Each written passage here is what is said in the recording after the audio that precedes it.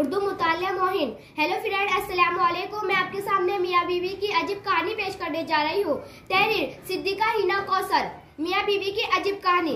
तुम और मैं कभी बीवी और शोहर थे, फिर तुम माँ बन गई, मैं बाप बन के रह गया। तुमने घर का निजाम संभाला और मैंने ज़राए माश का, और फिर तुम घर संभालने वाली माँ बन गई और मैं कमाने वाला बाप बन के रह गया।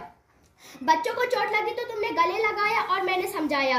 तुम मोहब्बत करने वाली माँ बन गई और मैं समझाने वाला बाप बन के रह गया। बच्चों ने गलतियां की तो तुमकी हिमायत करके अंडरस्टैंडिंग मॉम अच्छी माँ बन गई और मैं सिर्फ समझाने वाला बाप बन के रह गया। बाबा नाराज होंगे ये कहकर तुम अपने बच्चों की बेस्ट फ्रेंड अच्छी दोस्त बन गई और मैं गुस्सा करने वाला बाप बन के रह गया। तुम सारा दिन बच्चों से राज व नियाज करती हुई अपना मुस्तकबिल महफूज बनाती हुई बच्चों के जहनों में घर करती चली गई और मैं फकत घर का मुस्तकबिल बनाने के लिए अपना हाथ बर्बाद करता चला गया। तुम्हारे आंसुओं में माँ का प्यार नजर आने लगा और मैं बच्चों की आंखों में फकत बेरहम बाप बन के रह गया। तुम चांद की चांदनी बनती गई और पता नहीं कब मैं सूरज की तरह आग उगलता बाप बन के रह गया। तुम एक रहमदिल और शफीक माँ बन गई और मैं तुम सब लोगों की जिंदगी का बोझ उठाने वाला सिर्फ एक बाप बन के रह गया। ये एक इंतहाई तल्ख माशरती तस्वीर है।